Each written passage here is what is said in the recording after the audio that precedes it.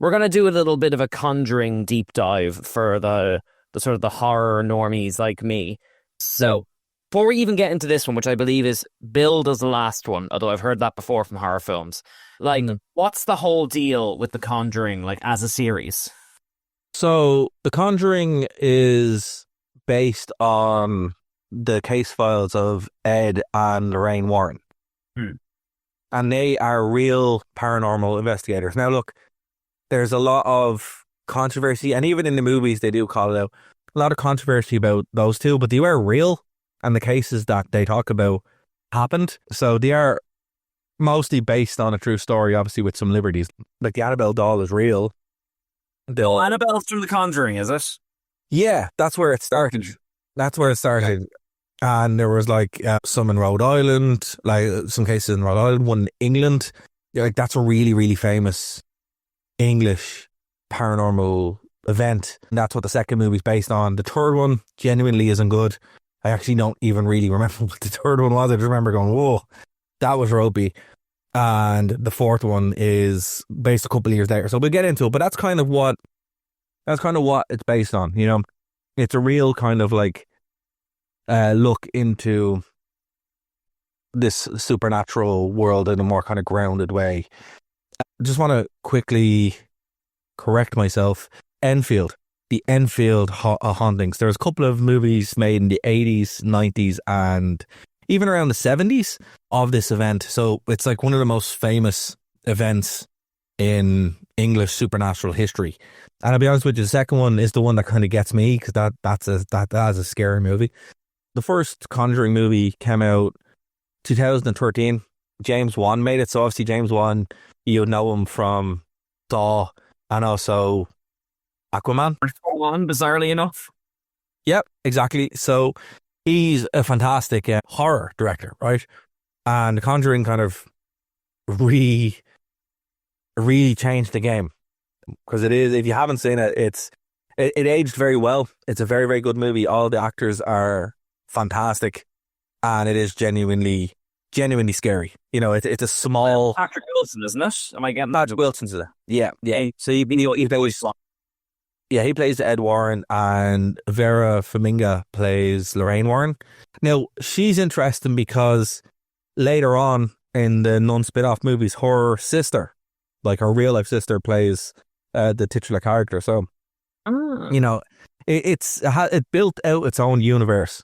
And where that kind of started branching was with the Annabelle movies. So the Annabelle doll is introduced. Before you get into the Annabelle stuff, I never realised until we started recording this that Conjuring, Annabelle, and Nun were all like in the same like continuity, and that actually, when you put them together, this is a massive franchise. Like horror movies always do well because they've got a good return to cost of making them ratio. They're super cheap. This is like putting Marvel to shame. This is big, like. Yeah, no, it is big. And the thing about it is, for the most part, it's warranted. You know, like the Conjuring movies are not that bad. And even the spin-offs aren't that bad. Now, I'm going to flag some of them because there are some duds there, but it's huge. And there's 3 that are pretty bad. So let's get into it, right? So obviously after The Conjuring 2, that's when we kind of have the split. Like they start going, whoa, this is making a lot of money. But after the first Conjuring, that's when Annabelle came out. Now, the first Annabelle movie is not good, right? I would genuinely say do not watch it. It's actually really, really bad. However, after the second Conjuring movie, they released Annabelle Creation. That movie's fantastic.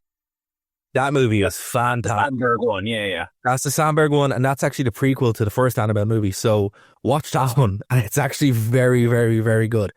Now, then we had The Nun. The Nun actually is very good as well. That was out in 2018.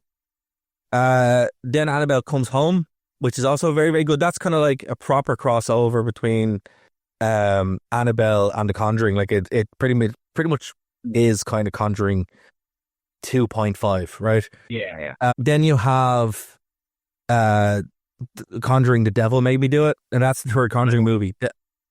It's not good. It's one of the worst. It's a really good title, but the movie is so incredibly boring. And the director is the same director of The Curse of La Llorona, which actually wasn't bad. It's okay. This movie, unfortunately, it's the lowest point next to the first Annabelle movie that this franchise goes through. And it kind of took a bit of a break for a while, which is good. It kind of swapped it back to The Nun 2, which came out. I'm assuming COVID played a role in that as well. Like, theaters, 2021. Actually, you know what? It could have been a COVID movie. I'm not sure, but that would make sense. Well, I mean, if it came in 2021, I'm assuming it was mostly done. I'm not nothing and all that. Well, I don't know. It's not good. It's really not good. But The Nun 2 came out in 2023. While not as good as the first one, because the first one is genuinely very, very good, it's still okay. It has some really good moments and kind of continues the story on. And then it brings us right up to the movie I just walked out of. Not I didn't leave. I watched the whole movie and I really enjoyed it. The movie I just came from, rather, The Conjuring 4. And it's called The Last Rites. So this movie obviously is... I'm gonna have to hold your horses again, because like you've given us your blow by blow of like the highs and lows. You have actually kind of told us what the films are about. So I'm going to give you a little task. I'm going to say each title and you have to tell me 3 things about the film. And no, just like be like good or bad. Like I won't. Okay, I will not remember the third one at all. Well, then you know what? That's all part of the challenge. So Conjuring, all right, go on. 3 things about its story. Go. So Conjuring 1 is the start of the franchise. Obviously, they introduce the Warrens, and it's where you get the first appearance of the universe as the whole, and then introduced to Annabelle. Is there like things in the walls, or like what is it like? Yeah, no. So every movie's a different case file, right? So it's either a possession, like a poltergeist, or a possession, and usually it's a mix of the two. So we'll do this. The monster in this movie is a proper Exorcist style demon. Right. Okay, right. So Annabelle, tell us 3 things about its story. Go. So it's a spin-off to The Conjuring. It tells you how Annabelle came to be with the Warrens, and it's not good. Oh, okay. Let's get them even faster. Conjuring 2, 3 things. Go. Oh, terrifying. Legitimately, I had nightmares when I saw it in the theaters, so it's really, really scary. Mostly based in England, in Enfield, so it's the Enfield hauntings. Yeah. Very, very good movie. Introduces the nun and also introduces the Crooked Man.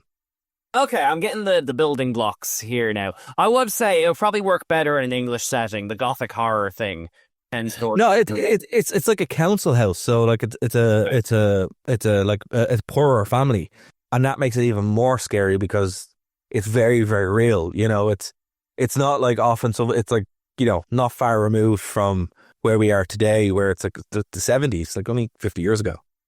Yeah, it's not like a Norman Bates house. I get you. Exactly. Yeah, it's very, very real, which makes it even more scary. All right, Annabelle creation. 3 things about its story. Go.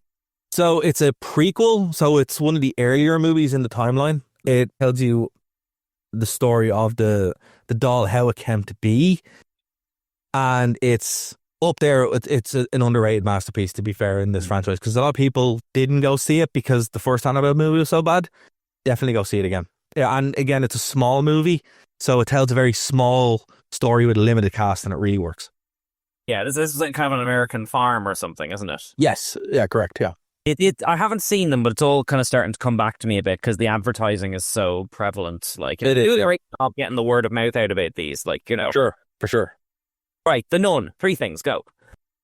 So The Nun's actually my favorite of the whole franchise. Right. Okay. It tells a tale of a nun kind of struggling with her fate, and she's gone off to investigate this convent where the nuns have kind of gone a bit mad. And there's a lot of like really spooky stuff happening there, and it was abandoned as a result. Turns out that they actually defeated the devil with the blood of Christ. You know, and that's kind of what they have to do again. So they have to cleanse this convent from it. It's the reviews don't speak wonders for it, but I really, really enjoy it. This just kind of ticks a lot of the silly supernatural movies that I just really, really enjoyed. So 3 things. 1, it's completely different to everything we've seen so far. 2, the cast is very, very strong. And 3, the actual atmosphere is really, really good. Excellent. Okay, Annabelle Comes Home. 3 things about it. Go. Strange, because it's not what you expect it to be. It's obviously the third Annabelle movie, but it also is very much kind of linked up with The Conjuring. So it's that little bridge. It's more like The Conjuring 2.5. And it's surprisingly good. Surprisingly good. Hey, you're starting to sell me on this. I think we're going to lose you now. The Conjuring, The Devil Made Me Do It. 3 things about its story. Go. And again, not what you expect, because when you're expecting like the possession and the big thing, no, basically it's a courtroom drama, and it's incredibly boring. And unfortunately, it is the low point of the series. Yeah. That's a shame, because I do love, like, the first play I ever acted in, apart from, like, kind of young stuff, was, like, The Crucible. And I do love when stories try and litigate the supernatural. I feel like that's inherently dramatic. So I'm sorry it sounds like it dropped the ball on it. Yeah, and the reason why I believe it is because of COVID-19, where they reshot a lot of stuff to kind of phase that out. So it was a gamble, but it didn't pay off, obviously. All right, okay. We're up to the penultimate one, The Nun 2. 3 things about its story. Go. Okay, so its story is actually where I found out about Saint Lucy, right? And Saint Lucy is the patron saint of eyes, and blind people pray to her and stuff like that as well. And if you want to see her eyes are in Venice, which is the main reason I want to go back to Venice. I didn't know that. Sure, with a nun with blind eyes, is that why? I don't know, but basically that was one thing. So finding out about Saint Lucy was pretty cool. But the second thing is, this is really much like the demon Valak. So that was introduced in the Conjuring 2, and then was in the Nun, and it kind of picks up as well. So basically, the demon is back, and there was a guy called Maurice, and he was in the first movie, but he was being possessed by Valak, and they're trying to pick up the pieces, and the only way to kind of fix it is through the eyes of St. Lucy. Okay. All right, so like you say, it's kind of a mishmash of like a real case, real kind of mythology and history, like probably sensationalized, but there's something kind of tangible to it as well with some and then they tack on a few little bits and pieces to kind of build out the universe, you know? Like, I mean, think about it. It's like they are saying, oh, it's based on a true story, but then in the universe they've established, yeah, this doll is evil. This is the real thing. And then, you know, you have these nuns going mad, and you know, it's very clever how they did it, because they're like, yeah, it's based on a true story, but in these other movies you've also seen this other stuff which may or may not be based on true things. So it's one of the only franchise that successfully had its cake and ate it too. And look, they've all made money, like even if the movie isn't brilliant, and as I said, like a lot of them aren't brilliant, but they're still very enjoyable. And the highs, sorry, I just want to say that the highs are really high. Yeah. All I was going to say is I remember, like, I possibly started by Paranormal Activity. I remember there was like a dirge of like very, very cheap, not good horror movies, like say The Devil Inside and stuff, that were just flooded cinemas because they were cheap to make. And, you know, they all said based on a true story, even if they weren't. And, like, even now, like, Russell Crowe is in some, like, low-rated, like, exorcism-type movies. So before we get into The Last Rites, I'm really interested to hear, like, you've said they're good, and I trust you, but, like, what sets these movies, aside from your bargain bin, kind of made for a quick buck type horrors, like? It really comes down to the creative team, I'll be honest with you. Like, James Wan is fantastic, right? Like, he even made Malignant, and I love Malignant, and Malignant is his passion project that he wanted to make, because he was like, well, look, I made you so much money with Insidious and Conjuring, can I make this movie I want to make? And it is the wildest nonsense ever. Watch Malignant. Malignant is fantastic B-movie schlock with capital F. That it's good kind of category. Yeah, I love it. It's fantastic, and basically that's how successful he was. He's like, let me make anything I want to make. And then he made that, and they're like, oh, okay, go back to making The Conjuring, you know? So that's basically it. Like there's the right team behind it. They have a vision. It's a very well connected movie. It makes sense, and it has a really good feel to it. The only time that the franchise failed or dips in any real way is when they remove from that, or when they veer away. Like if you're going to see a Conjuring movie, and this is why The Devil Made Me Do It is so low. It's one that the team's the same, but it flips what everybody's expectation of the movie was supposed to be. Right. And it's funny because like Annabelle Comes Home was kind of what everybody thought The Conjuring 3 was going to be, because that's more like what the movie should be rather than a courtroom drama. So everybody makes mistakes, and that's kind of like the one big lesson that was learned, and everything that came after it was very, very solid. So it's a franchise with a very clear identity, a very clear mission statement, a very strong cast. To be fair, the cast is always really, really good. And then it also has a very, very competent director, 9 times out of 10. That's just it, yeah, because I was just thinking, like, as you were saying it there, like, how many ongoing good, like, horror anthology series are there? Like, even Alien, the TV show I'm watching now, that's very up and down. And, like, most horror series are like, we're going to do sequels until the interest runs out. But this feels like a proper series where every installment has its own tone and all that. But even when you get a fourth one or a third one, it's still impressive that they took a gamble on a creative risk, Exactly. But it's like, why people praised the MCU initially. It was like, it's an installment in a franchise. But it's not just, we're making Nightmare on Elm Street 6, which that's not good. 4's pretty good though. Up to 4 Nightmare on Elm Street. The freaky kind of dream. I know they're all about dreams, but like the weird prosthetics and all that kind of stuff, isn't it? Yeah, but it's more. It's not really that there were so many Nightmare on Elm Street movies. It was that it got so far away from what the movie was, and the tone is all over the place. Like with The Conjuring, the tone is consistent. This stuff is scary. It is genuinely terrifying, and they treat it that it's real. They have a certain amount of respect for Ed and Lorraine Warren as well. They're not just like, yeah, look, these guys were probably lying and this was probably made up. They're like, look, we don't know if this is true or not, but here's what they said happened. And that's what you will, like. Yeah, exactly. And that tone is really interesting because it's like as objective as you can be, where it's like, look, we're not saying this is true.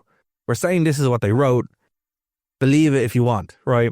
So every time something's happening, it's not like it's like, no, they believe in this. God is real and he's fighting the devil, and we're using God to fight the devil or the demons. And it's like, yeah, and that's an interesting touch, because it means if you don't believe what happened, you're still engaging with the text of it in a conversational way. Because the characters believe that. And also the world is informed with that. You've seen proof of it, and it's like, even when it goes a bit mad with the nuns plot line, or where you lose it a little bit with Annabelle, there's at the end of the day, it still kind of finds a center, which is around Ed and Lorraine Warren. That's its strength. It doesn't move away. And also as well, another point, they pop up so much, but not too much. Even in the spin-offs, they like show up to be like, oh, hey, look, we're going to put this in our, like, they have a room filled with like items from their cases, and it's like everything in there is cursed or haunted or whatever.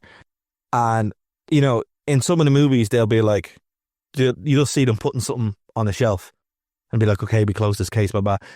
So as you're following through, you're still in that world. They're like, hey, look, we're still here. It's kind of like when, again, not to egg it too much, but in the early MCU, where you'd see like a Stark banner or, something where it's like, hey, yeah, don't forget, same universe kind of thing. It rewards your paying attention, yeah. Yeah, exactly. And you're kind of like, okay, here we are. It's not just random. The Curse of La Llorona is actually a pretty good movie as well. And that's in the universe, but not really. I think Annabelle is featured once, maybe. I think she's in one scene. And it's been a while since I've seen that one. And that one's actually pretty cool too. But that's about as far stretched as you can get. You know, and even then, that's when they were like, "Oh, we'll push Annabelle more," and they're like, "No, everyone just wants the Warrens." You know, so basically its strength is, one, it's consistent, and two, it has a proper center, which is the Warrens.